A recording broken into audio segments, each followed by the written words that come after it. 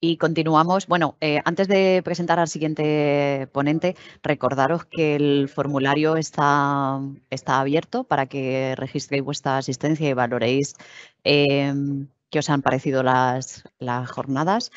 Y bueno, ya sin más, presentaros a Óscar Belmonte Castel,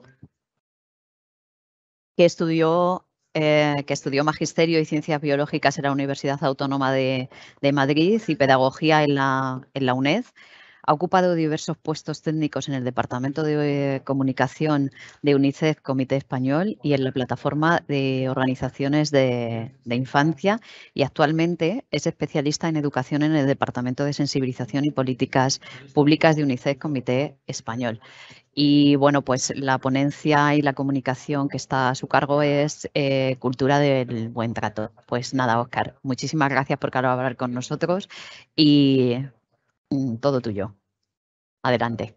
Hola, muchas gracias tanto a la consejería como a las más de 300 personas que nos estéis escuchando esta mañana. Espero que os aporte este pequeño trayecto, ¿no?, sobre el buen trato que vamos a compartir hoy.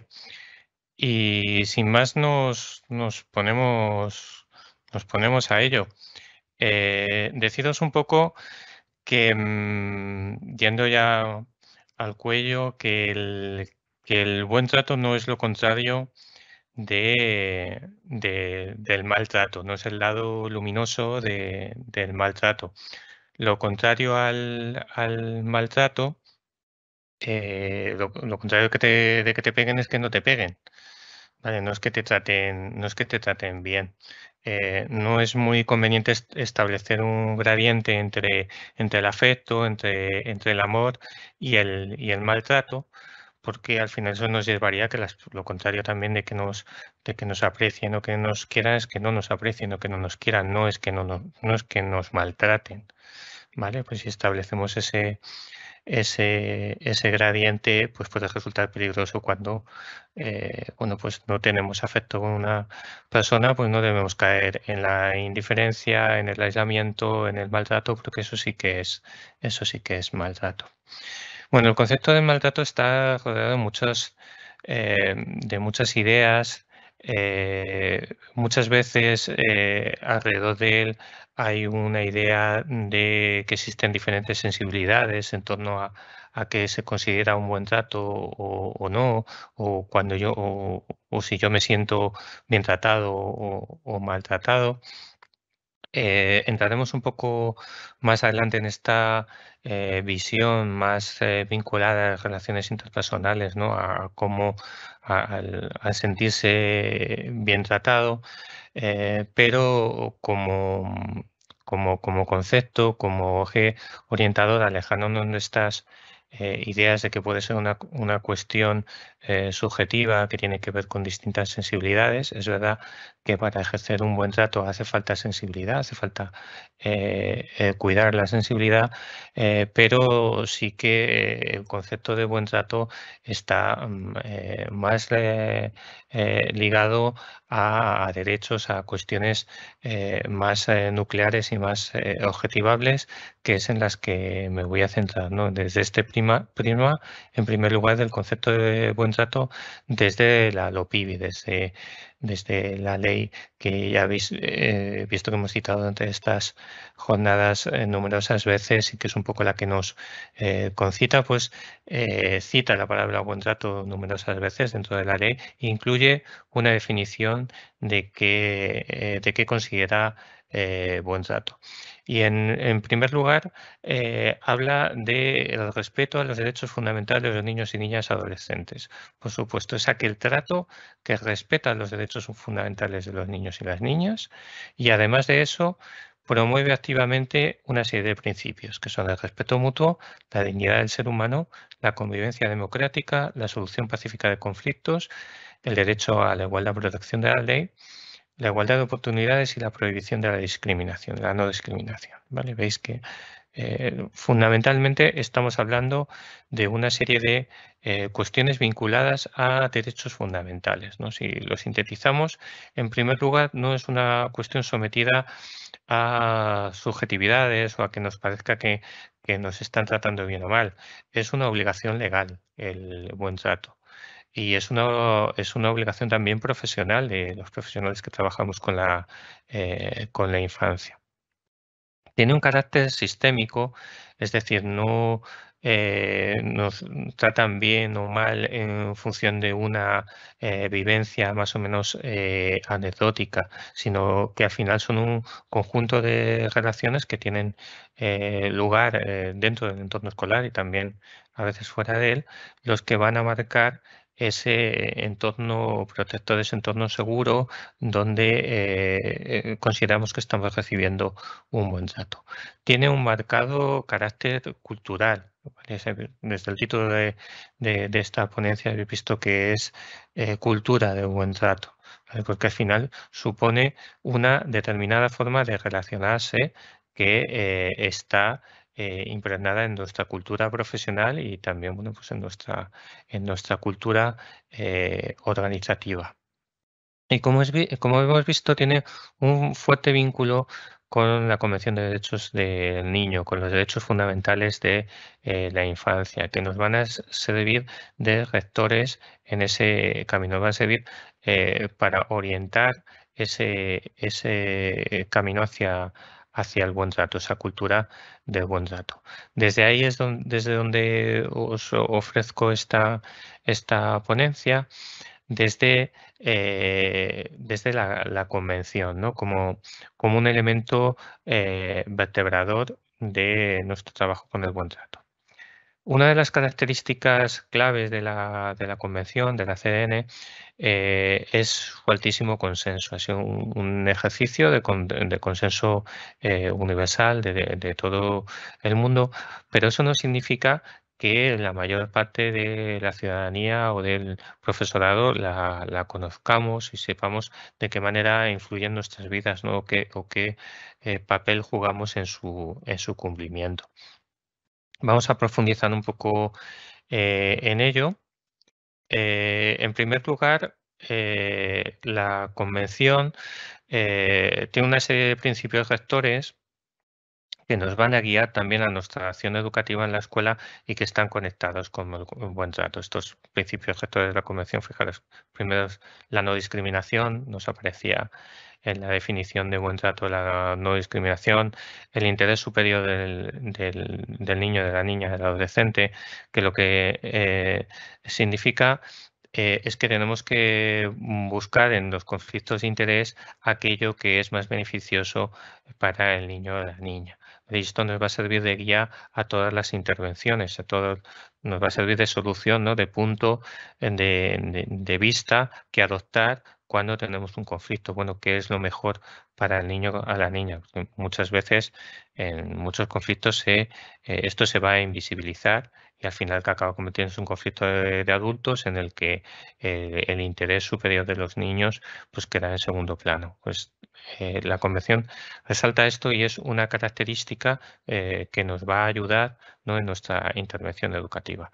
Bueno, el derecho a la supervivencia y al desarrollo, hasta el máximo nivel de sus potencialidades, que al final es lo que busca el proceso educativo, ¿no? Desarrollar a niños, niñas, adolescentes hasta el máximo de su potencial, y la participación infantil también como derecho, que veremos que es un instrumento fundamental para el fomento del buen trato. Al final, la Convención, más allá de un tratado internacional, de una legislación de obligado cumplimiento, nos ofrece una serie de principios éticos perdurables, ¿no? Y de normas de conducta hacia la infancia de alto consenso que nos van a permitir orientar nuestra labor y fomentar esa cultura común, ¿no? En unos momentos en los que las culturas son mucho más fragmentarias, el consenso en muchos casos es mucho más difícil y nos va a ayudar en ese camino. La Convención establece 54 artículos y 3 protocolos facultativos, y un aspecto importante que debemos ver es que estos derechos son indivisibles, están vinculados unos a otros. Es decir, pues si no se ve, si se ve vulnerado nuestro derecho a la salud, pues nos va a afectar en nuestro derecho a la educación. Lo veíais un ejemplo antes cuando hablábamos de los protocolos de niños que tenían diabetes, ¿no? Pues como si no atendemos sus necesidades sanitarias, pues se va a ver dañado su derecho a la educación. Están interconectados unos derechos con otros, son interdependientes, son indivisibles, no hay unos derechos que sean mejores que otros, no se pueden reducir, todos son imprescindibles. Y son inalienables, es decir, no se puede prescindir de ellos. No es necesario haberse portado bien para tener estos derechos fundamentales.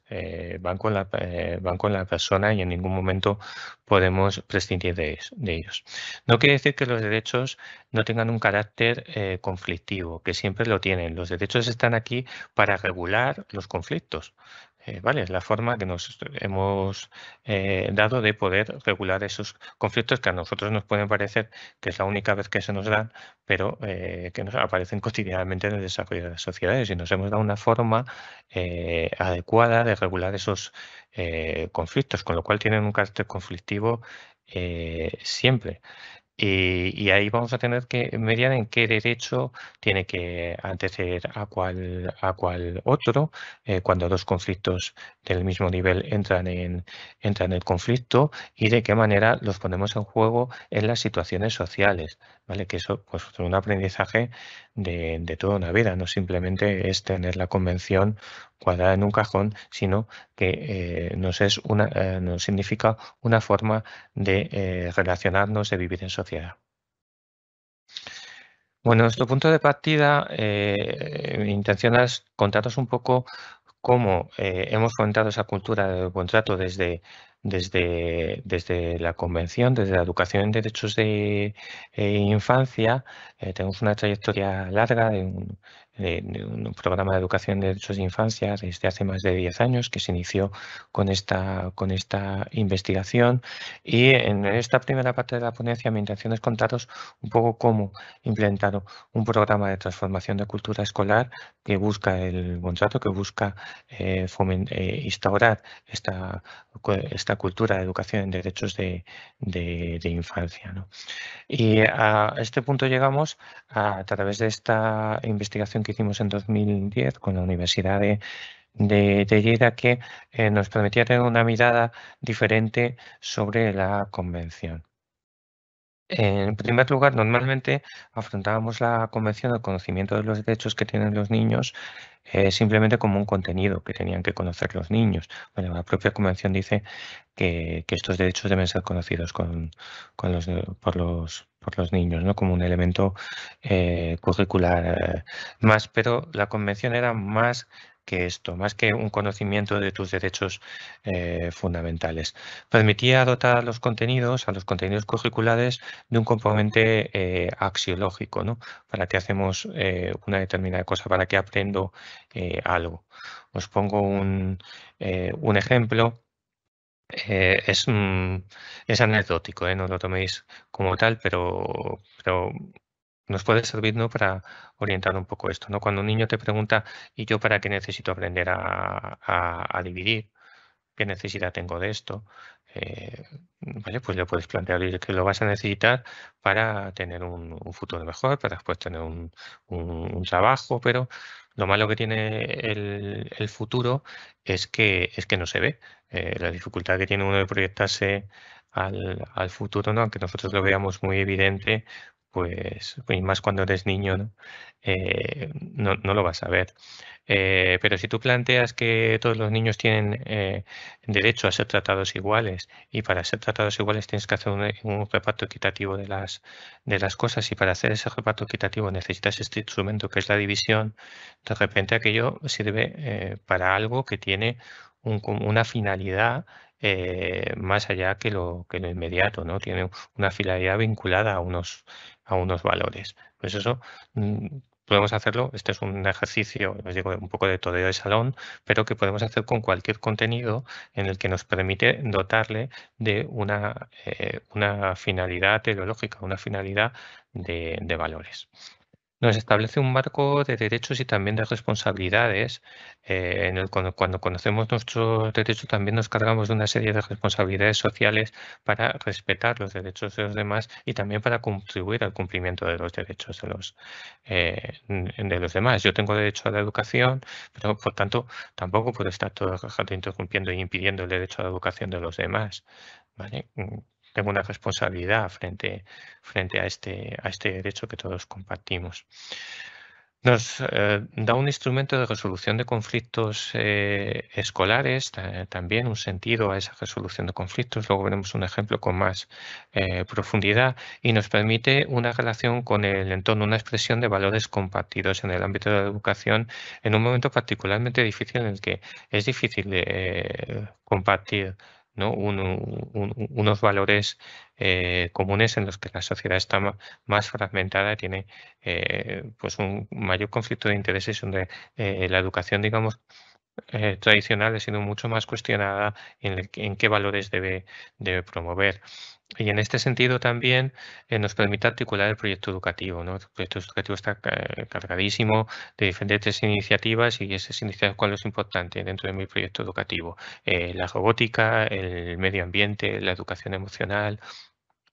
¿Cuál de estas cosas son las que deben primar? Bueno, todas deberían tener cabida en ese proyecto educativo y las puedes articular en torno a la convención, a ese enorme contexto, ese enorme consenso que hay en relación a la convención. Ninguna familia te va a plantear que esté en contra de que se cumplan los derechos fundamentales de la infancia tal como están expresados en la convención, ¿no? Y que para desarrollar esos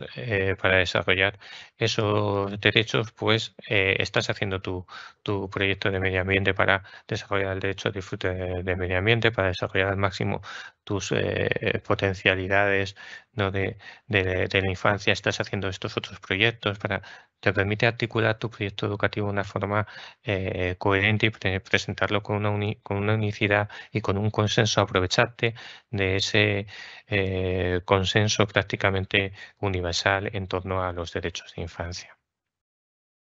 Bueno, esto ¿veis? Es una forma de ver la convención como un instrumento de organización escolar y iniciamos ese camino trabajando en cuatro ámbitos. Uno, el conocimiento de estos derechos por parte de la infancia. Otro, la participación infantil y adolescente en el centro escolar. La protección y el clima educativo. Entonces están relacionados al final con ese buen trato. Si conseguimos esa cultura de derechos de infancia dentro de nuestro centro, vamos a garantizar unas relaciones mucho más acordes, ¿no? con el buen trato. Estos cuatro ámbitos son interdependientes, pero planteamos que tienen propuestas de mejora cada una dentro de su ámbito. O sea, cómo podemos mejorar el conocimiento de los propios derechos y la asunción de las responsabilidades por parte de la infancia, con una visión más particular, cómo podemos impulsar la participación infantil, cómo podemos garantizar la protección de la infancia y cómo podemos mejorar el clima escolar. Cada uno de ellos son independientes, pero están interconectados, ¿no? A medida que los niños participan por ejemplo, la participación infantil es un derecho en sí misma, pero se puede ver un instrumento fundamental dentro de la protección de la infancia. Ahora lo vamos a ver en muchas de las ocasiones como nos referimos a la importancia que tiene la participación infantil como instrumento, como estrategia de protección a la infancia, ¿no? O como para fomentar el clima escolar, como si queremos al final que tenga mayor presencia de las familias en nuestro centro y nosotros pues, es que les llamamos y nunca vienen, es que no participan en nuestras cosas. Bueno, si nosotros fomentamos la participación infantil, están más presentes lo que hacen los niños, al final las familias acuden más porque están más implicadas con lo que sus hijos están haciendo, ¿no? Que son los protagonistas de esas acciones y eso nos sirve también un vehículo para llegar más a las familias. Bueno, veis que están interrelacionados estos 4 ámbitos, aunque se plantean propuestas de mejora independientes en cada uno de ellos. Bueno, voy a solo hacer una puntualización pequeña, porque no creo el programa es bastante amplio y no quiero profundizar mucho en esto, sino aportar lo que nos puede contribuir a generar esa cultura de buen trato. Y a la hora de impulsar, ¿no?, el conocimiento por parte de los niños de sus derechos y sus responsabilidades, pues podemos tener 3 metodologías, 4 metodologías, 3 abordajes para ello. Uno importante es el conceptual, el definir adecuadamente qué significan estos conceptos, ¿no? Qué significa tener derechos, qué es un derecho y qué es un privilegio, el que no es lo mismo, ¿no? Qué significan los diferentes conceptos vinculados al ámbito de derechos de infancia y a los derechos fundamentales, que muchas veces damos por hecho bueno, que los captarán, ¿no? Y que aparecerá esa definición en sus mentes, pero no nos hemos parado a definirlos. Estamos en un contexto, en el contexto de la posmodernidad, en el contexto de la posverdad, en el que se redefinen los conceptos muy rápidamente y en el que es difícil que podamos solo del ambiente, del contexto, tener una definición clara de esos conceptos. Digamos que en los conflictos, un poco esta idea, ¿no?, de que en las guerras la primera víctima es la verdad, pues en los conflictos también la primera víctima suelen ser las palabras, ¿no? Tanto que dejamos de comunicarnos como que se reconceptualizan esas palabras, lo que significa mi derecho a, lo que significa el tuyo, lo que significan diferentes aspectos, ¿no?, que se reconceptualizan. De repente, la democracia es votar, es simplemente emitir un voto, no es dialogar, no es la parte importante de la democracia, que es sentarse a deliberar en torno a cuál puede ser la solución de este conflicto, ¿no? Y a lo mejor, después de haber hecho ese proceso con la suficiente intensidad, a lo mejor no necesitamos ni votar, ¿no?, porque alcanzamos el consenso que necesitamos. Eso es la esencia de la democracia, no simplemente emitir un voto, ¿no? Pues como volver a estos conceptos fundamentales, ¿no?, y trasladárselos de una forma nítida en la infancia es bastante importante. Otro de los abordajes suele ser por proyectos que tienen un componente social y en qué manera. No voy a entrar en la metodología por proyectos porque creo que la conocéis de sobra, pero le damos este girito de, bueno, a qué derecho estamos contribuyendo, ¿no?, con este un proyecto social. Nosotros estamos contribuyendo al desarrollo de nuestra comunidad con nuestro proyecto y en este proyecto qué dimensión social en el ámbito de los derechos tiene, ¿no?, que de nuevo lo dota de un componente axiológico mucho más profundo. Y después trabajar con situaciones problema, pues por qué se produce un análisis de por qué se está produciendo este problema en la sociedad, ¿no? Porque hay un montón de niños que no pueden ir al colegio en todo el mundo y por qué la mayoría son niñas y por qué ocurre esta circunstancia, ¿no? Y qué factores afectan y cómo se puede modificar, ¿no? El conocimiento de ese problema y la profundización en ese problema te ayuda al desarrollo de esta mentalidad, de esta cultura, y luego también el trabajo con los conflictos cotidianos. Os pongo un ejemplo. A ver, todo el profesorado sois expertos en trabajar con los conflictos. Hay un número de conflictos, hay algún estudio que evalúa el número de conflictos y decisiones que se toman a lo largo del día y es elevadísimo. Y no es modificar esto, simplemente igual que hacíamos en la metodología por proyectos, es darle un giro más, ¿no? En incorporar ese en el que están presentes estos valores, esta cultura de buen trato de derechos de infancia. Os pongo un ejemplo. Tenemos un grupo de niñas que se quejaban, ¿no?, de que eran molestadas en el servicio cuando iban al baño. Sus compañeros se dedicaban a golpear la puerta, a dar gritos, a molestarlas cuando estaban en el baño. De esto nosotros no nos enteramos de nada, simplemente las niñas, como les resulta molesto hacer esto, pues aguantan la gana de ir al baño y se quedan ahí en clase intentando evitar este conflicto. Y nosotros pues no nos enteramos, ¿no? Nosotros a través de una estrategia de participación infantil, de repente las niñas nos exponen que tienen este conflicto, que les ocurre esto. Y podemos actuar de dos formas. La habitual, o sea, pues decirle a los niños, no hagáis esta conducta, poner un cartel que dijera no molestar cuando se está en el baño, o poner un cartel que diga todos tenemos derecho a nuestra intimidad, ¿no? Y como tú tienes derecho también a tu intimidad cuando vas al baño, tienes que respetar el derecho a la intimidad de los demás. Y de repente las niñas se sienten empoderadas para reivindicar ese derecho. ¿Vale? No es que no es solo que me estés molestando, que me estés haciendo que sea una broma trivial, es que yo tengo este derecho y tú lo estás vulnerando y yo tengo toda la legitimidad del mundo para reprocharte esta conducta, ¿no? Eso hace, pues trabaja en tutoría, se pone este cartel identificando en la puerta, recordando que tenemos el derecho a la intimidad, que trabaja en positivo sobre ese conflicto y conseguimos revertir esa situación, establecer una norma de respeto diferente. Una de las cuestiones básicas es que debemos regular cómo esperamos que sea nuestro comportamiento en el centro. Es decir, es que nadie nos lo dijo, no, lo dimos por hecho que tenía que ser el adecuado, pero no estamos recibiendo solo estamos recibiendo cuando nos salimos de la norma de convivencia adecuada, recibimos que esto no debe ser así, pero no tenemos un marco que nos lo plantee.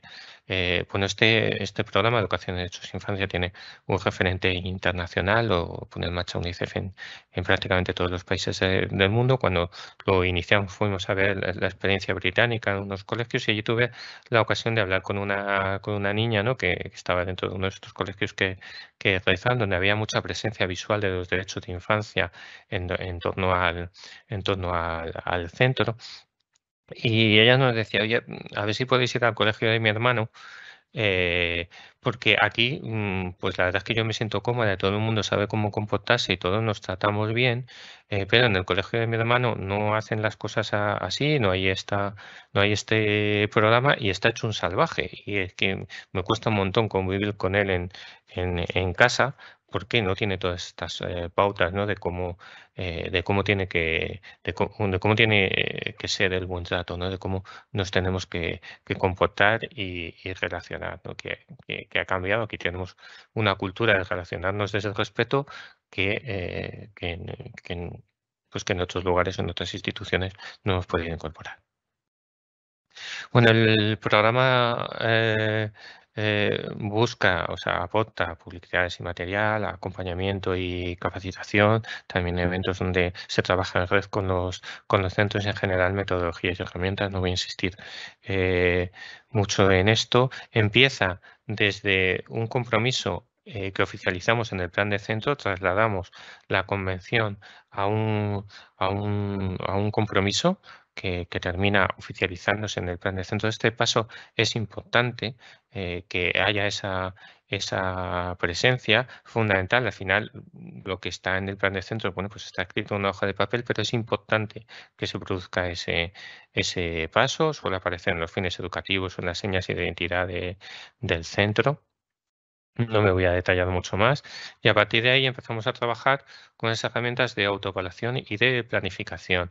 Muy en la línea de lo que señalaba Víctor en su intervención anterior, si os acordáis, ¿no? De decir, bueno, es que escuchemos a los diferentes grupos, a los padres, a las madres, al profesorado, a los niños y a las niñas en torno a estos cuatro ámbitos y allí planteamos mejoras, propuestas de actuación en la situación actual a través de una herramienta de una metodología muy ágil que no busca posicionarse en un nivel de dónde estamos en el excelente o estamos en el insuficiente, ¿no? En cuanto a buen trato o en cuanto a educación en derechos de infancia, sino busca comprometernos en el cambio, ¿no? Busca comprometernos a nuestras propuestas, a nuestro análisis, a nuestra visión en ese trabajo conjunto de construcción de esa cultura escolar diferente. Para eso es fundamental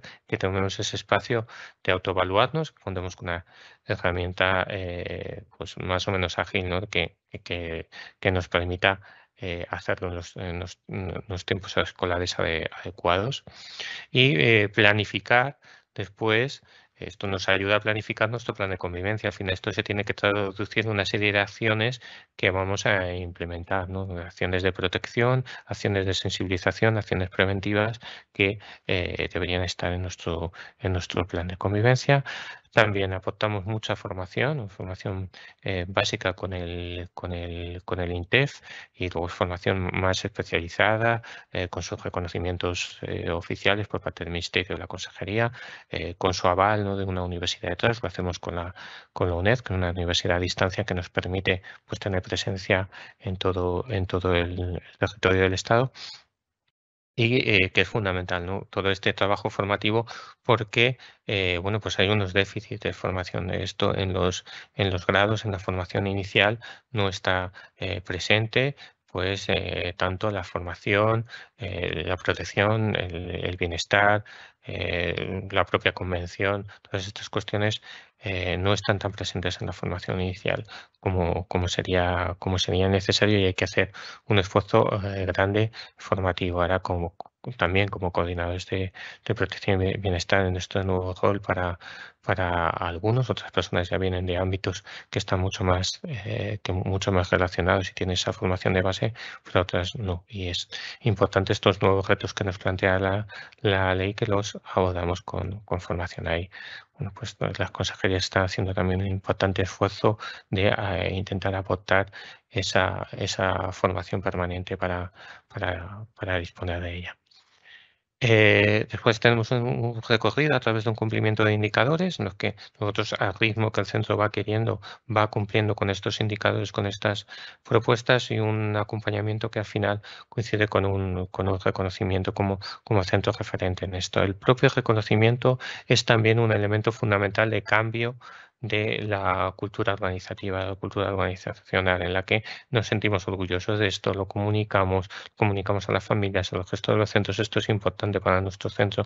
Nosotros, nuestra cultura de trabajo es esta, ¿no? No quiero decir que este sea el itinerario, el trabajo del programa de educación de derechos con UNICEF.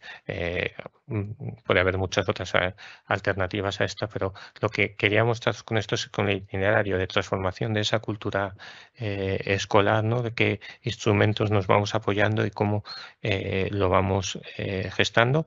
Y en esa parte es sentir ese reconocimiento es importante para que se consolide la cultura en nuestra organización. En todo ello y en la cultura del contrato vamos a encontrar barreras y elementos contraculturales que nos pueden hacer, nos pueden frustrar, ¿no? en este recorrido. Que es bueno conocerlos, es bueno respetarlos, es decir, no es una cultura única y totalitaria, ¿no? Que haya que asumir sin ninguna crítica. Hay diferentes visiones y hay barreras en este proceso, pues por otras culturas que pueden ser más dominantes en la sociedad, que nos pueden dificultar ese avance. Uno es que no reconocer, ¿no? Por ejemplo, que los niños en nuestro país pueden vivir situaciones de desprotección, no pueden vivir situaciones en las que están en riesgo por esta invisibilización de la violencia, ¿no? Necesitamos sentir que estamos en un entorno seguro, que esto no nos afecta, evidentemente no nos afecta de la misma manera, pero está presente. ¿vale? Es muy frecuente las situaciones de negación de los centros y de las organizaciones cuando no han hecho un trabajo previo frente a la violencia. Aquí la violencia no ocurre, la violencia está presente en todos los centros educativos hay que ser consciente de ello y hay que trabajar constantemente por prevenirla y por encauzarla adecuadamente cuando surge una incidencia. Si no, estar en negación de aquí es que esto no ocurre, todo viene de fuera y aquí pues no tenemos esa dificultad. Realmente lo que estamos haciendo es mirar para otro lado, poniendo en riesgo muchas veces el prestigio de nuestra propia institución, pensando que la forma de actuar adecuada es negarlo todo. Y ahí es cuando ponemos en riesgo el prestigio de nuestra institución, cuando la forma de actuar adecuada es prevenirla y estén unos protocolos de actuación adecuada y es poder rendir cuentas de hemos actuado de esta manera frente a este incidente, ¿no? Por otro lado, a veces pensamos que los niños no se merecen actuaciones sociales protectoras o promotoras, no es en el contexto escolar donde tienen que tener lugar. Necesitamos construir un entorno seguro dentro de nuestro contexto escolar, pero también no se circunscribe a los límites de nuestra organización. Nos importa lo que le pasa a la vida de los niños. ¿Vale? Y desde el centro educativo se impulsa esa protección en la vida de los niños, más allá de sus límites. En una sociedad en la que los límites pueden estar muy difusos. Es decir, al final, sí, si me estaban insultando en una red social y esto está ocurriendo fuera del entorno escolar, ya, pero que te están insultando porque sois el grupo de clase, porque habéis tenido la relación y el contacto a través de que estáis en la misma clase y de las dinámicas que se han establecido en el contexto escolar, con lo cual esos límites son muchas veces muy difusos, ¿no? Y nuestra orientación tiene que ser ver qué le está ocurriendo en la vida de estos niños y a qué situaciones de desprotección se están enfrentando y que el centro sea un entorno seguro y desde el que se pueda proyectar esa protección. Bueno, a veces también esto es muy básico, la existencia de obligaciones o deberes frente a los derechos. Es que si no cumples con tus obligaciones no puedes disfrutar de tus derechos. Esto es una percepción errónea que se tiene a veces en torno a los derechos fundamentales. Y un poco aquí la forma de enfocar nuestra barrera cultural es desde ese binomio de derechos y responsabilidades, ¿no? De ver cómo el que todos tengamos derechos, en que los de enfrente tengan derechos, no te empodera individualmente para ser un pequeño tirano, sino te carga de una serie de responsabilidades sociales, ¿no? Y demostrar el carácter complementario y conflictivo que tienen estos derechos de los que antes os hemos hablado. Y también una visión anecdótica de la participación infantil, ¿no? No considerarlo como un derecho fundamental. Aprendemos a participar participando y es fundamental en nuestro desarrollo como niños, niñas y adolescentes poder tener esas experiencias de participación. No es fácil la participación social. Si la mayoría tendréis la experiencia de participar en vuestra comunidad de vecinos y veis que no es un entorno fácil en la mayor parte de los casos, ¿no? De participación social, pues es enojosa, difícil y compleja, y crear esas estructuras de buen trato, de reconocimiento, de participación es siempre complicado. Y eso, si no tenemos la oportunidad de participar, de ejercerlo desde la escuela, desde etapas muy tempranas, es difícil que después desarrollemos esas capacidades, ¿no?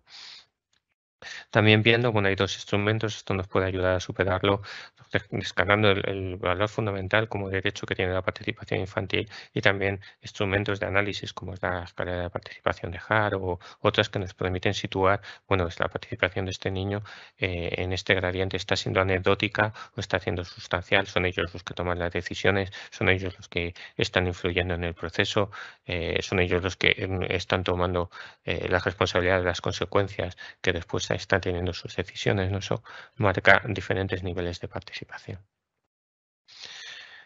Bueno, y también en otra serie de elementos contraculturales, ¿no? Que es importante identificar y reconceptualizar. Y aquí tener en cuenta nosotros trabajamos con esto como profesores y profesoras en vencer esas barreras, ¿no?, que tenemos hacia comprender las cosas de una manera o de otra, ¿no? Más difícil que aprender a leer o aprender matemáticas. Es nuestro instrumento de trabajo normalmente encontrarnos con esas limitaciones, con esas barreras y avanzar en ellas. Con los elementos culturales hay una fuerte apropiación, una conexión con la identidad personal, ¿vale? Que tampoco podemos poner en cuestión. Ya os digo que esto no es una ideología totalitaria en la que imponemos nuestra cultura y nuestra forma de ver las cosas, pero sí que hay determinados barreras que tienen otros constructos culturales que nos pueden dificultar, ¿no? Una de ellas, por ejemplo, es la competición. Y esto no quiere decir que seas más competitivo o menos competitivo. Incluso tú te puedes definir como muy competitivo. Es que yo soy muy competitivo. Es que hay una fuerte identificación, ¿no?, con la persona. Uno dice, yo soy muy competitivo. Pero hay determinados elementos que si transformamos esa competición en otra cosa, nos pueden llegar a dañar, ¿no?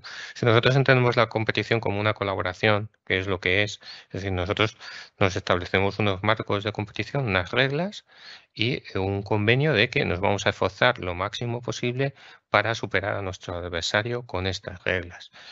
Pues puede ser una experiencia tremendamente gratificante, tremendamente formativa, ¿no?, pues la que tiene el deporte o la competición en muchos ámbitos. Pero si nosotros nos planteamos que la finalidad de la competición es ganar y que y que lo único que queremos es ganar en la competición, y pues por ahí estamos en unas normas que están marcadas ya desde hace miles de años, ¿no? Pues Sun Tzu en el arte de la guerra es bastante fácil si solo queremos ganar. Es tan fácil como no conceder victoria jamás. Jamás vamos a reconocer que el otro ha ganado. Vamos a extender el conflicto hasta el límite y no vamos a reconocer ninguna norma ni ningún límite, ¿no? Las guerras no tienen normas, todo vale. Pues si establecemos esta forma de competir, al final lo que nos vamos a encontrar es daño, y yo creo que eso está alejado de la competición. Lo que estamos haciendo es tener un conflicto de características violentas y a veces, bueno, pues que eso tiene más que ver con la guerra que con la competición, ¿no? Vivimos en un mundo competitivo donde hay una cultura de competición muy fuerte que está presente en otros ámbitos, pero quizá nuestra forma de conceptualizar la forma en la que estamos compitiendo es fundamental, ¿no?, para establecer esa cultura de buen trato. Lo mismo nos va a pasar con la exigencia, ¿no? Si simplemente tenemos una colección de exigencias absolutas y totalitarias frente a las cosas en las que no cabe otro, ¿no? Muchas veces con la intención de perseguir la excelencia. Confundimos estas dos palabras, exigencia y excelencia, y la excelencia tiene una base importante de autoexigencia, ¿vale? Pero el cómo llegar a que tú te autoexijas todo esto, pues depende de tener esa disciplina que es fundamental para el trabajo intelectual y para cualquiera, pero tienes que tú incorporar esa disciplina. No puede ser una cosa simplemente impuesta, porque nos va a llevar a la confrontación. Es el camino contrario del que queremos. Al final, las personas excelentes, esto parecen frases bonistas, pero no lo son. Tienen un trasfondo enorme, ¿no?, y que al final es lo que realmente funciona. Las personas excelentes tienen una base inspiradora fundamental. Nos transforman con el ejemplo. Yo es que quiero hacerlo tan bien como esta persona. Es lo que me impulsa cuando me encuentro con una persona que está realizando una actividad de una forma excelente, ¿no? Esto me va a impulsar enormemente a querer hacerlo así, a querer exigirme, a querer realizarlo desde esa manera, más que un montón de exigencias a las que no puedo cumplir, a las que no están adecuadas con el nivel de desarrollo y que me vayan a llevar a un conflicto. O sea, si juntamos una serie de exigencias, me están evaluando de cosas que nunca me han enseñado, de una forma con una exigencia rígida. Estoy en un entorno en el que estoy desconectado de mi red afectiva, ¿no? En la que me encuentro aislado con mi grupo de compañeros y compañeras, y tengo una serie de conflictos familiares. O sea, mi familia está pasando por un mal momento, pues está en un proceso de separación o tiene dificultades socioeconómicas, pues estoy en el disparadero, ¿no? Estoy en el contexto, en el caldo de cultivo adecuado, pues para acabar con un problema emocional. Y el otro elemento que tener en cuenta es la invisibilización y la autojustificación que tiene la violencia, ¿no? Esto de ponerse las gafas de la violencia. Por eso esto es tan importante esta figura, porque hay que hacer un trabajo constante y realmente con un ámbito de especialización importante para ser capaz de ver ese gradiente de violencia del que hablaba al principio, desde lo sutil a lo más extremo, ¿no? Porque la violencia siempre cuenta con estos instrumentos de invisibilización y autojustificación. Nadie dice, cuando plantea un acto violento, pues yo es que no me entendí con esta persona, la verdad es que no nos escuchamos suficientemente, yo lo que quería era imponer mi voluntad sobre esta otra persona cuando realmente esta persona no tenía por qué hacer lo que yo quiero, ni tengo ninguna agencia sobre lo que ella hace, pero yo quería imponer esta voluntad y como no se me ocurrieron más ideas, porque la verdad es que tampoco me dediqué mucho tiempo a pensarla, sino que me abandoné a una emoción que apenas me di cuenta que estaba allí, porque las emociones son automáticas y se disparan, tienes que hacer ese proceso reflexivo, ¿no? de identificarlas, pues acabé haciendo este acto violento que estaba pues, perfectamente justificado. No se me ocurre a mí plantearlo en estos términos, ¿no? Si os fijáis, cuando compramos el conflicto, la voz de idiota siempre se la ponemos a la otra persona, ¿no? Uno dice, bueno, ya es que él me dijo, y no, siempre es el otro el que estaba equivocado en ese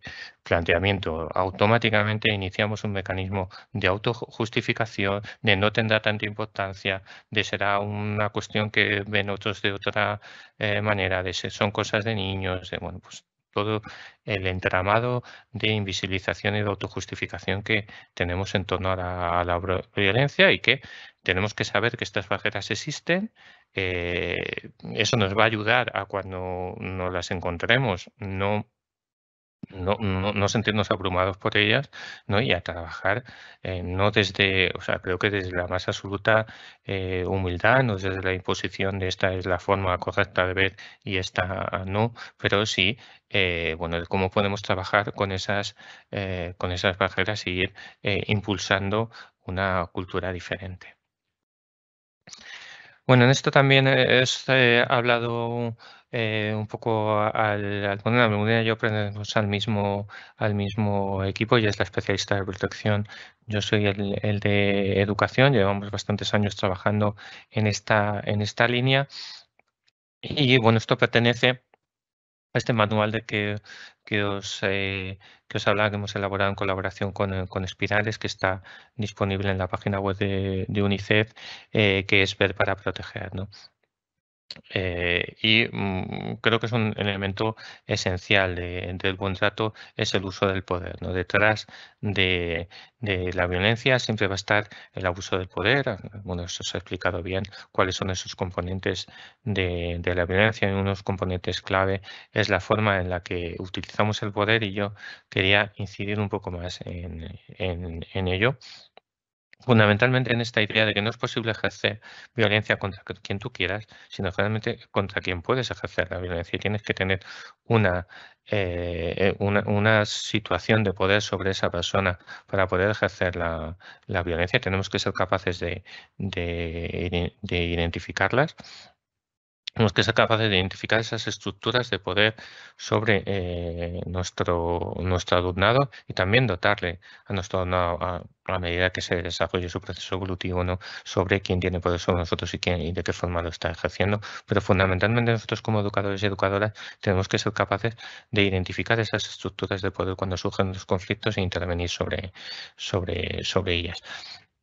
No, por el hecho de ser niños, no existen estas estructuras de poder, existen estructuras culturales de poder y de autoridad muy sofisticadas entre los niños, que a veces pues no son pues no son buscadas, ¿no? No las vemos o no les damos importancia, o muchas veces creemos, las negamos, ¿no? Creemos que no lo tienen, como el hecho de los niños tienen menos poder en la sociedad, pues pensamos que entre ellos tampoco se dan estas estructuras de una forma errónea, ¿no? Hemos hablado de los 4 elementos, de las 4 formas de adquirir poder sobre las personas que también se dan en niños, niñas y adolescentes, que el primero es el afecto. Hemos hablado antes de las relaciones afectivas, de a quién nosotros le abrimos la puerta de tener influencia sobre nosotros y por qué, y cómo construimos esas relaciones de afecto, de autoridad formal o no formal, que también está muy presente en los niños. Hay niños que tienen autoridad,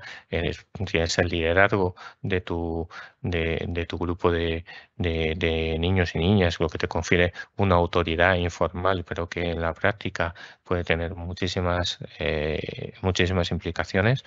La fuerza física y realmente, como hemos visto antes, la diferencia social, ¿no? De cómo podemos convertir cualquier diferencia en una vulnerabilidad, en una forma de excluir y aislar al otro. Cuando queremos ejercer violencia sobre él, buscamos o sobre ella, buscamos que sea una persona vulnerable. Y lo primero es aislarla, ¿no? Para poder ejercer esa violencia, y si podemos convencer a una persona que una determinada cualidad totalmente arbitraria. A mí no me deja de volar la cabeza que, por ejemplo, entre las niñas el ser alta, efectivamente, pues las niñas cuando están en la etapa de desarrollo, ¿no? Y tienen mayores diferencias físicas, pues parece que ser alta es algo malo. Igual he dicho yo, es que nunca he visto que tenga una desventaja social el ser alto, el poder llegar a los sitios, el poder ser azafata y el poder... no se me ocurre que ser alta sea malo, que tampoco ser bajito tiene nada de malo, pero vamos, este estigma social, y si eres alta, pues te voy a llamar alta todo el rato. Es totalmente arbitrario, totalmente estúpido, pero con una capacidad de hacer daño y de estigmatizar y de aislar a esta persona tremenda. Y es un mecanismo que aprendemos en nuestro proceso de socialización y que podemos estar explorando todo el rato constantemente si no se nos pone frenos y no se nos indica que hay otra forma de relacionarse y que da igual ser alto que bajito, y que si tú no llegas a las cosas, pues te las acerca la persona que sí que llega, que es más alta. Y lo importante es establecer esos vínculos y esa relación en la que nos ayudamos mutuamente y en la que cuidamos mutuamente unos de otros, y en las que no nos tenemos que identificar por oposición a los demás. Bueno, esto es un poco lo que os hablaba, ¿no? Cómo utilizar todo ese poder que tenemos sobre las personas en positivo, ¿no? O sea, vivimos en la cultura del zasca, pues oye, pues no serás tan listo si has empleado todo este ingenio al final para hacer feliz a las personas y para hacerlas reír y para hacerlas pasar un buen momento, o para hacerlas daño, ¿no? ¿Qué resulta más ingenioso?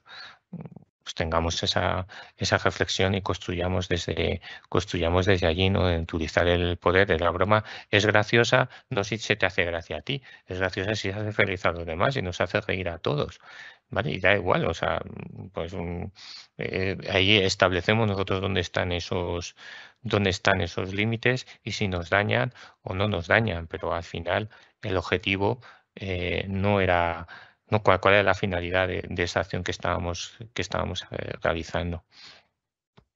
Y bueno, pues por eso os contamos esta parte de las relaciones de poder. Es muy importante ser capaz de identificarlos cuando analizamos, cuando nos enfrentamos un conflicto, quién está ejerciendo poder sobre quién y en base a qué lo está ejerciendo. Y a veces pues podemos emplear acciones para balancear ese poder, cambiar esa estructura de poder, o hacer un primer análisis de la situación que nos permita intervenir sobre ella de una manera mucho más efectiva. En este sentido del buen trato, pues hablaros más No, ya veis que estamos entrando, hemos visto pues cómo intervenir sobre la organización escolar, cómo trabajar con componentes culturales, ¿no?, que tiene para intentar establecer esa cultura relacionada con el buen trato y con los derechos de infancia.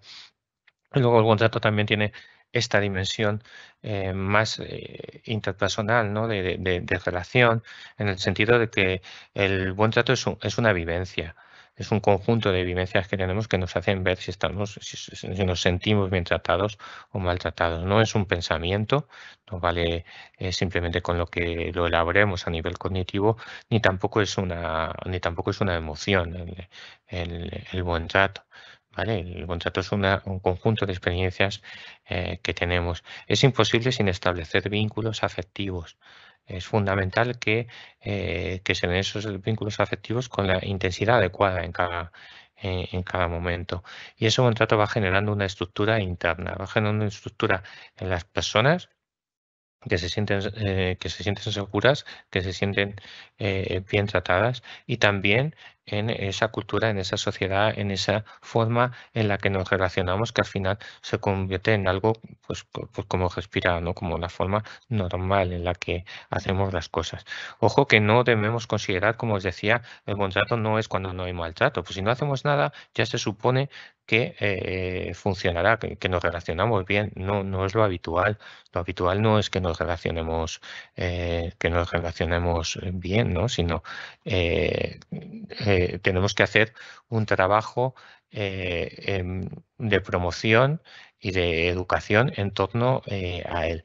No es un derecho de los que se llaman derechos de manos fuera. Esto quizás debería haberoslo contado antes cuando hablábamos de las características del buen trato. Hay derechos que se llaman de manos fuera, que lo que tenemos que hacer es no hacerlos. Por ejemplo, yo que sé, el derecho a la detención ilegal, arbitraria de una persona. Pues que no se puede detener a la gente arbitrariamente sin una resolución judicial. Pues simplemente con no hacerlo no hay más, es un derecho de manos fuera. La participación, por ejemplo, otro tipo de derechos de educación no son derechos de manos fuera, son derechos que se tienen que promocionar activamente. No basta con, bueno, es que yo no impido la participación infantil, no, y eso está bien, porque si no estarías impidiendo el desarrollo de un derecho, pero es que este derecho implica también que lo tienes que promocionar, que lo tienes que fomentar. Entonces el bolsato no es una cosa que pasa simplemente si no hacemos absolutamente nada, ¿vale? Es algo que tenemos que fomentar, que tenemos que promover, que tenemos que intervenir. Y también, bueno, en esa dimensión interpersonal lo podéis ver desde una dimensión interpersonal, ¿no?, de cómo tienen que ser esas relaciones, lo podéis ver de cómo tiene que construirse ese entorno seguro y protector, ¿vale? Pero yo creo que centrado en el niño se entiende mejor, ¿no? ¿Qué significa?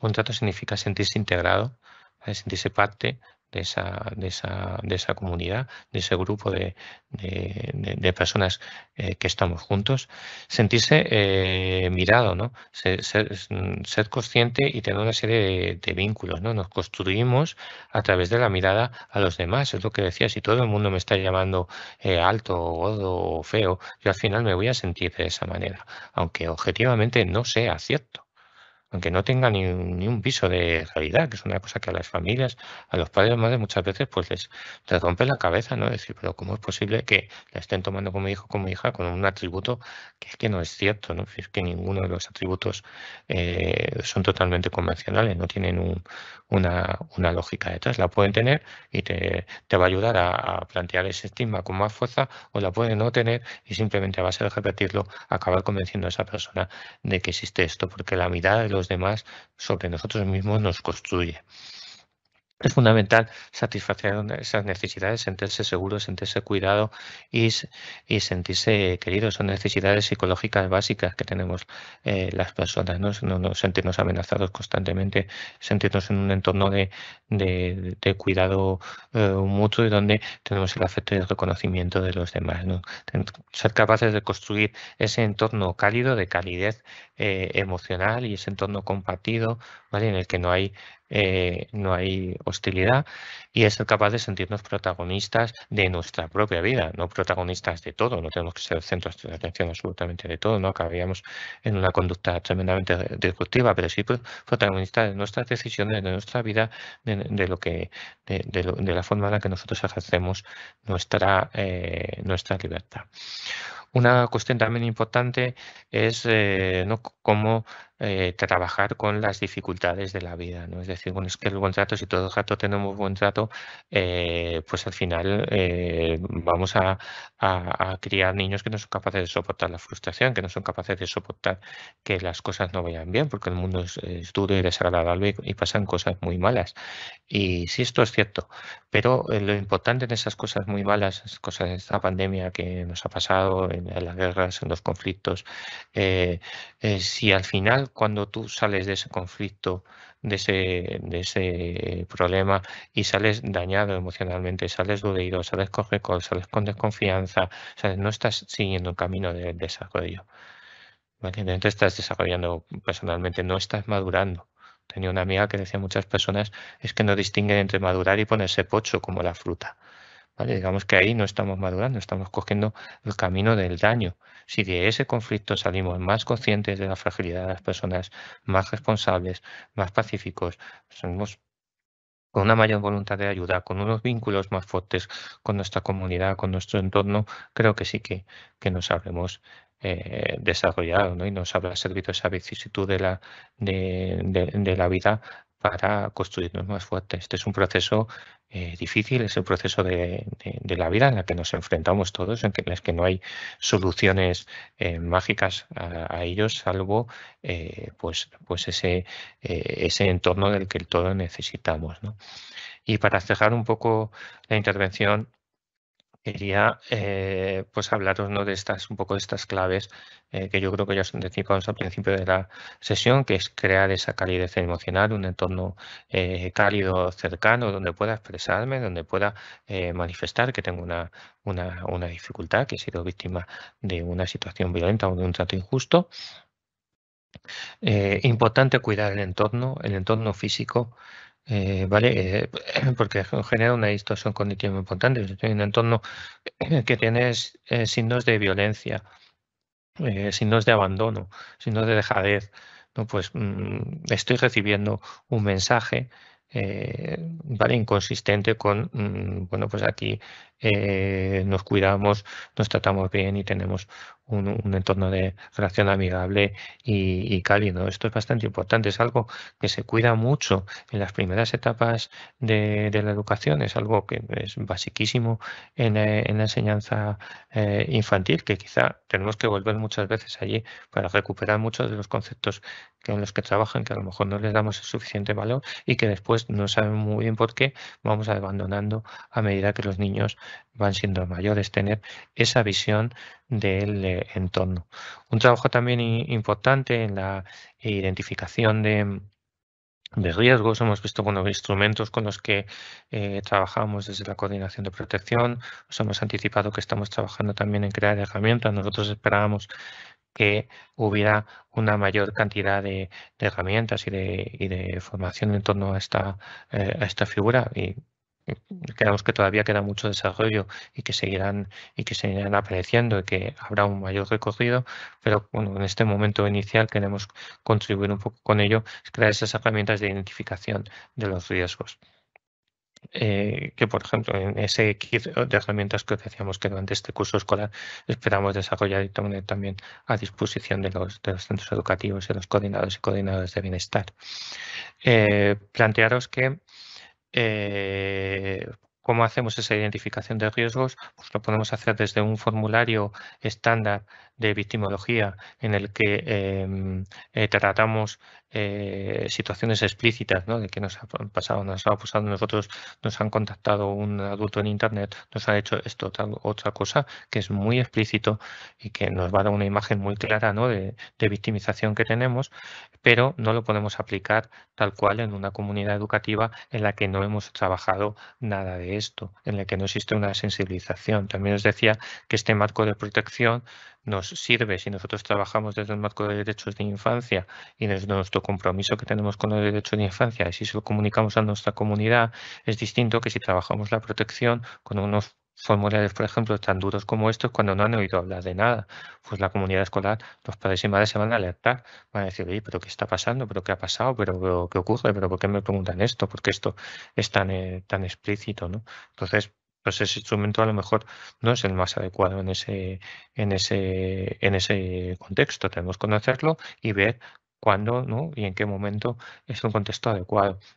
Otros instrumentos que están más basados en la participación infantil y en el espacio, ¿no? En los que les podemos preguntar, oye, sobre aquí el mapa del centro, sobre esta pequeña representación del centro que tenemos, ¿dónde tú te sientes mejor y dónde te sientes peor y dónde te has sentido peor y por qué? ¿No? Y construimos ese mapa de calidez en las que identificamos lugares y situaciones donde nos sentimos peor y donde ha habido conflictos desde la visión de los niños, desde la participación infantil. Intentamos mejorar y cuidar esos entornos. De repente descubrimos, yo qué sé, cosas me parece bastante mágicas, ¿no? Cuando he visto estos instrumentos, pues de repente la biblioteca en algunos centros escolares pues es un sitio maravilloso, donde los sitios se sienten muy cómodos, ¿no? Es decir, jolín, ¿y qué características tiene este espacio que hace que los niños estén sintiendo así, o qué estamos haciendo, o qué se está haciendo con ellos en ese espacio que hagan que eso ocurra así? ¿Vale? Pues es otra metodología de identificación de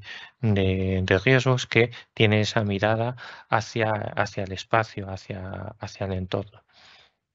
Al final lo que buscamos perseguir es adultos conscientes, que sean conscientes de que existen estos riesgos, que sean conscientes de que existe la violencia contra la infancia y de cómo identificarla, ¿vale? Y que una vez que ya puedes verlo, que seas responsable y actúes frente a ella, que no mires para otro lado, ¿no? Que tengas los mecanismos para prevenirlas y para actuar frente a esto. Es fundamental.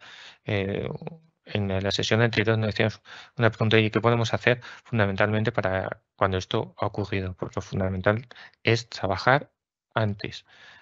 Utilizar todas estas herramientas de prevención, porque muchas de estas situaciones luego tienen muy mala situación. Necesitan un trabajo muy intenso, con muchos objetivos que pueden no cumplirse, porque una vez que se ha establecido el daño, pues reparar ese daño a veces es muy complicado, ¿vale? Con lo cual, pues, tiene esta mirada que siempre tenemos desde la prevención, que debe ser lo básico.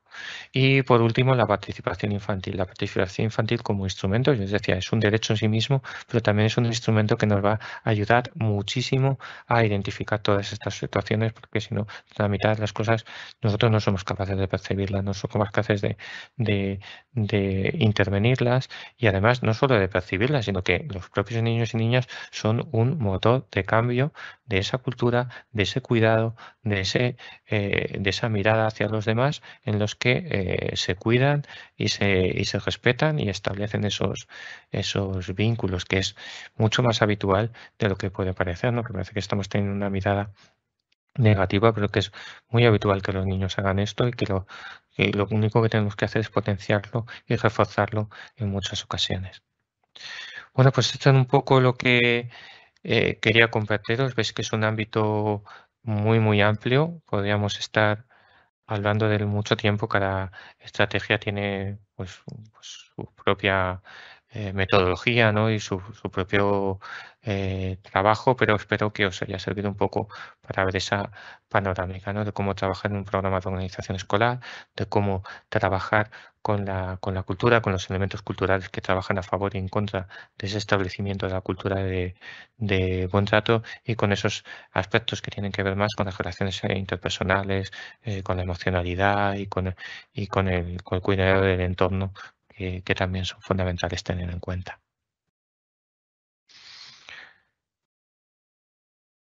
Gracias, Óscar, por tu participación y tu colaboración en las jornadas. Y bueno, como todavía tenemos unos minutillos y te tenemos a nuestra disposición, pues quería lanzarte alguna de las preguntas que tienen los compañeros y compañeras, si te parece. Perfecto, yo espero que Que sea lo más interesante de la sesión, que es compartir esas dudas Sí, mutuas. pues tenemos algunas consultas, te las voy a intentar un poco como también a los ponentes anteriores, reagrupar por bloques. Y bueno, hay un compañero o compañera que nos dice que no le ha quedado muy claro si lo podrías resumir o repetir, cómo sería el abordaje curricular desde el punto de vista conceptual. Sí, básicamente, bueno, tendremos algunos materiales que trabajan esto, es identificar qué conceptos debemos conocer en función de la etapa del desarrollo de los niños, ¿vale? Por ejemplo, si nosotros, para un niño, el concepto de derecho, un niño de educación infantil o un niño de primer ciclo de educación primaria, pues puede ser muy complejo pues, su desarrollo evolutivo que nos aproximamos a él, ¿no? Pero, sin embargo, el concepto de solidaridad o la expresión de solidaridad sí que la entiende muy fácilmente, ¿vale? De qué manera, o de ayuda mutua, ¿vale? Entonces nos vamos aproximando por aproximaciones sucesivas a su concepto en función de la edad que tiene el niño y partimos de definiciones básicas. Es que le hemos contado lo que es la Revolución Francesa, que se supone que es el surgimiento de los derechos civiles, pero es que no le hemos contado específicamente qué es un derecho y qué características tiene un derecho, ¿vale? Entonces, bueno, pues es ir identificando esos conceptos clave con los que luego el discurso pues es sólido. O sea, no, pues me enfrento a una posverdad y oye, es que yo tengo un marco conceptual de que no es lo mismo rescate que tomate, ¿vale? Porque si no me da todo un poco igual y no puedo desmontar ese discurso, ¿no? Que es exactamente violencia, que es exactamente, bueno, pues todos estos conceptos. En la web tenemos un material curricular que ahonda un poco en este trabajo, pero también es un trabajo un poco de desagregación del currículum, de ver, oye, qué conceptos aquí son centrales y aportar una definición, una experiencia de enseñanza-aprendizaje que me permita delimitar bien, adecuadamente, este concepto para después hablar con propiedad desde esta construcción. Gracias, doctor. También hay otro grupo de preguntas cuando nos explicabas, bueno, pues los centros de referencia que estáis trabajando con ellos desde UNICEF y, bueno, nos pregunta que cómo pueden ser centros de referencia para trabajar los derechos humanos y, sobre todo, si también existe algún banco de recursos o dinámica sobre el buen trato para llevar a cabo en las aulas, en las diferentes aulas. Hemos compartido vuestra página de UNICEF, pero bueno, si le puedes aclarar así algo rápido sobre esto. Sí, ahí en la presentación os he dejado el enlace a centros referentes donde tenéis toda la información del programa y se hacen unas convocatorias anuales de reconocimiento. Se puede participar en el programa en cualquier momento del año, se va avanzando cada uno al ritmo que va considerando o que va pudiendo en su centro, y luego hay unas convocatorias de reconocimiento anuales, ¿no? En las que se reconoce todo ese trabajo hecho. En torno al programa y en esa comunidad pues se comparten un montón de materiales también. Tenemos unos materiales básicos que están en nuestra web, pero también se comparten un montón de materiales entre centros, que es también lo que buscamos, ¿no? Entrar en esas redes de desarrollo mutuo en el que, bueno, pues otros profesionales comparten también sus materiales y sus experiencias. Y bueno, pasando a la última pregunta, porque bueno, todo lo demás ya sí que son felicitaciones hacia tu ponencia, pero bueno, la última pregunta un poco así del bloque último es, ¿ha considerado UNICEF favorecer la cultura del buen trato creando protocolos o los tiene de prevención y seguimiento del maltrato institucional con determinados agentes tales como el defensor del menor, defensor del pueblo, entre otros? Bueno, nosotros apoyamos esta labor, creemos que las responsabilidades de las administraciones públicas en la elaboración de los protocolos, igual que participamos, dimos nuestra opinión en la LOPIBI y elaboramos esas recomendaciones, también acompañamos a las administraciones en la elaboración de los protocolos. Ahora mismo la situación, si veis, es bastante fragmentaria, todavía hay muchos protocolos que tratarán distintos tipos específicos de violencia, cada uno por separado. Veis que en los últimos ha presentado Víctor, como allí hay una mayor vocación de integralidad, ¿no? Y se habla ya de protocolo integrado y se intentan incorporar mayor alcance de ellos, pero la realidad sigue siendo bastante fragmentaria. También siguen siendo sectoriales.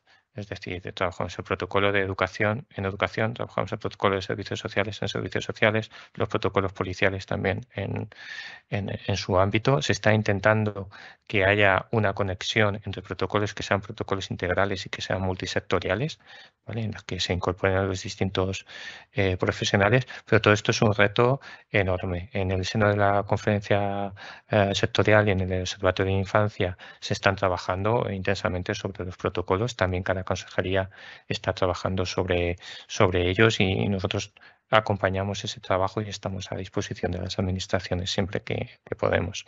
También deciros que se está haciendo mucho énfasis en dos cuestiones. En el ámbito de los protocolos son fundamentales, pero no son la solución única. O sea, junto a los protocolos necesitamos profesionales bien formados, bien acompañados, con redes de apoyo, ¿sabes? Con una buena conexión, tanto desde la consejería, con la inspección educativa, con el resto de actores, ¿no? Con servicios sociales, con sanidad y con cuerpos y fuerzas de seguridad del Estado, que es lo que establece que al final esos protocolos se puedan llevar a cabo con calidad, ¿no?